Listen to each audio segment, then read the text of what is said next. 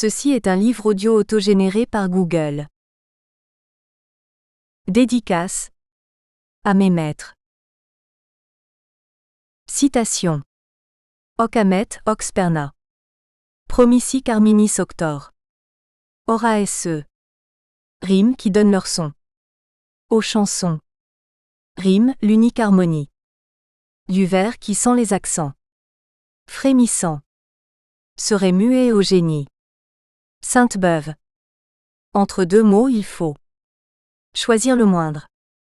Paul Valéry. Je brise les stéréotypes. Et pousse ma créativité dans le domaine de la musique. Oui, je suis un poète au même titre que La Fontaine l'a été. Je m'adresse à l'homme, l'être le plus civilisé. Assassin, note mon nom sur ta liste. Faut que tu sentes l'aisance rime et assonance. Fais l'effort, capte le sens des textes à essence. Le crew frappe grave dès sa naissance. Ayam Arnoble. Marus résume en lettres.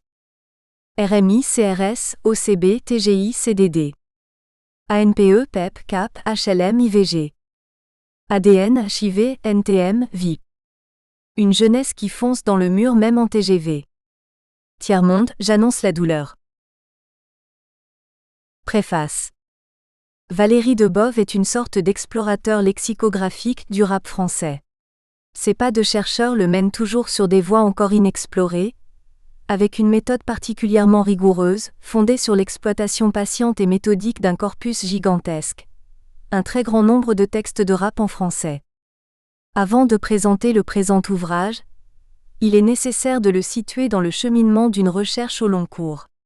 Il ne s'agit pas ici de revenir sur toutes les publications de Valérie Debove, mais simplement de comprendre le lien qui existe entre ce volume et les deux précédents, que j'avais déjà eu l'honneur de préfacer.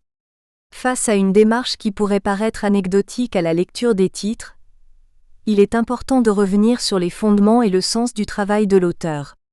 C'est aussi l'occasion de prendre la mesure de la reconnaissance qui lui a été accordée par les spécialistes. Ces deux précédents ouvrages ont en effet étonné aussi bien le milieu du rap lui-même que celui des chercheurs en lexicographie ou en sociolinguistique, en passant par la presse généraliste. Il s'agissait alors du verlan, une forme d'argot qui a donné lieu, sous la plume des rappeurs, à une utilisation d'une complexité et d'une richesse qu'on ne pouvait soupçonner sans lire le dico des rimes en verlan dans le rap français, et le glossaire du verlan dans le rap français. Les comptes rendus universitaires en particulier, rendent un hommage appuyé au travail de Valérie Debove. C'est le cas notamment de certains grands noms de la linguistique française. La sociolinguiste Françoise Gadet, dans la revue Langage et Société, a en effet qualifié le glossaire du verlan dans le rap français de somme de savoir, et de stock fabuleux de pépites langagières qui reflètent le rap. Voici comment elle a décrit plus précisément ce travail, en détaillant la structure des articles, l'originalité de la démarche et son fondement.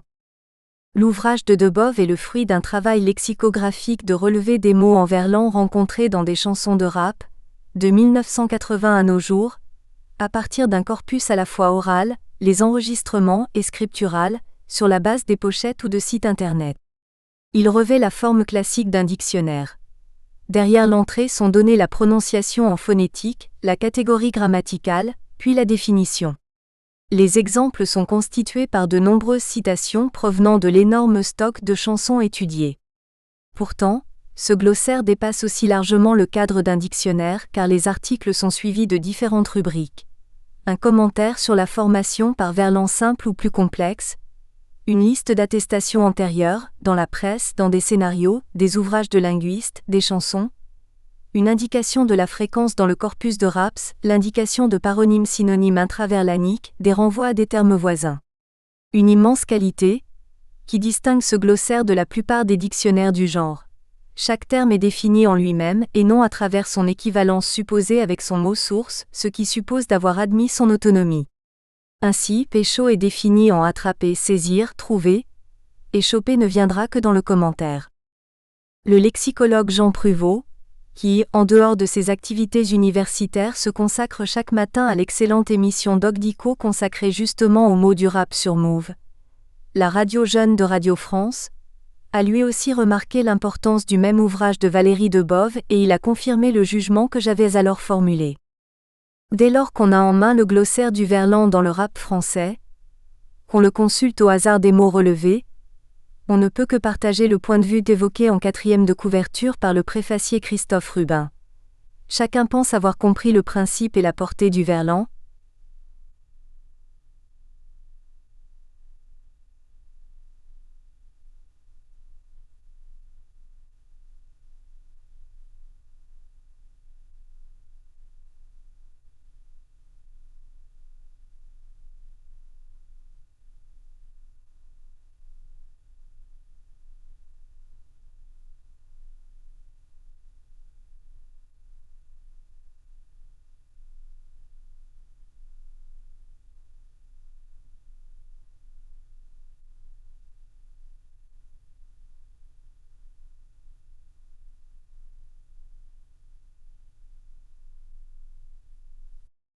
Il s'agit bien en effet d'un code linguistique parallèle, qui a bel et bien ses principes de formation mais aussi ses usages, le tout dans le cadre d'un renouvellement constant.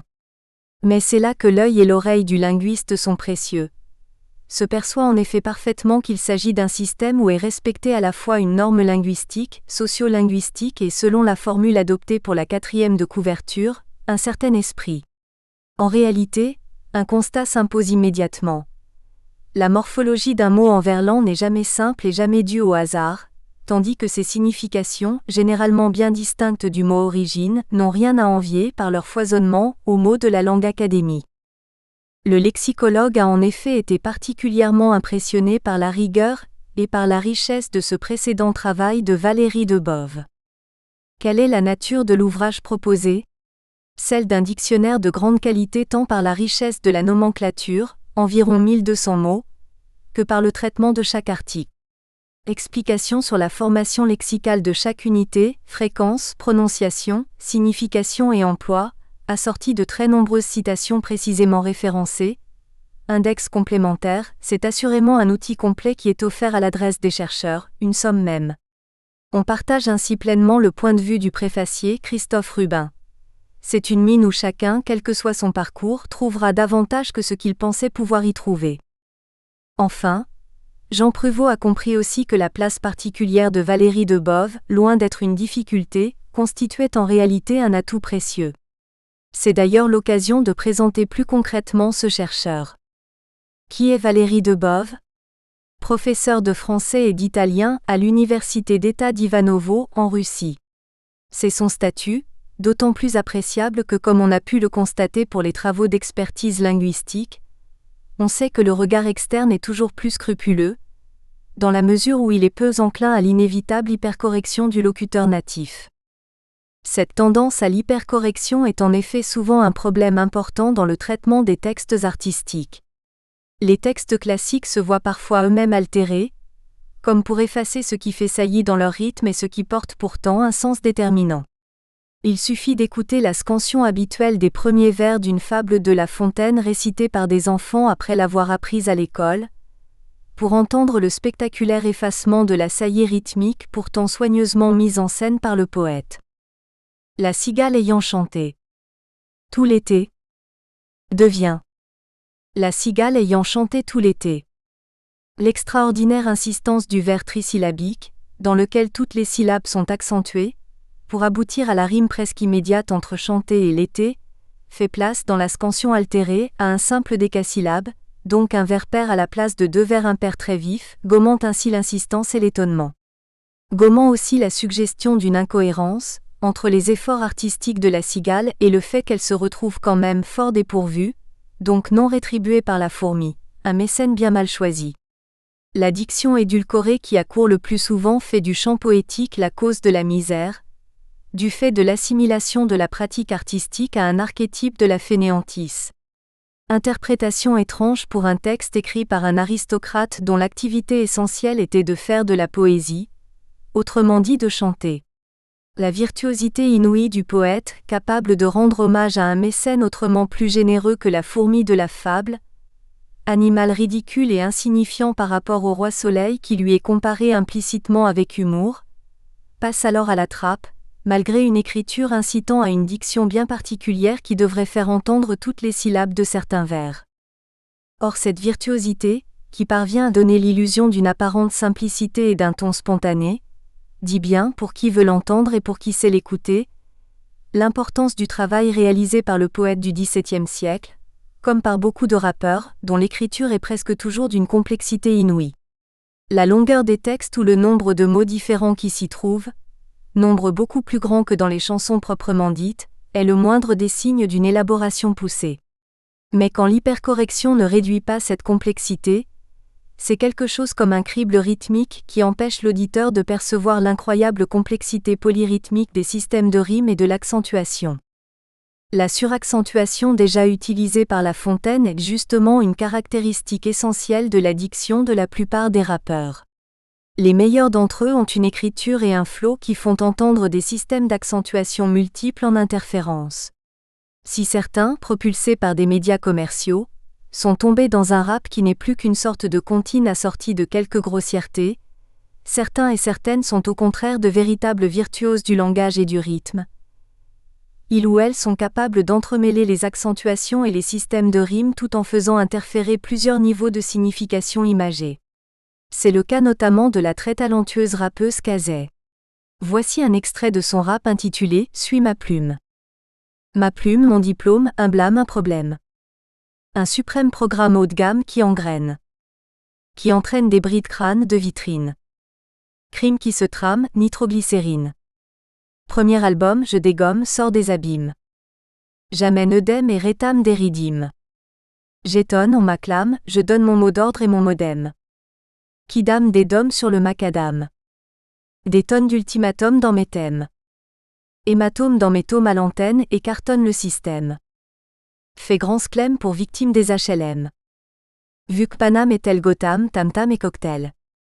Si à première vue, il n'y a là que quelques rimes, une analyse plus approfondie peut en mettre en évidence un nombre impressionnant.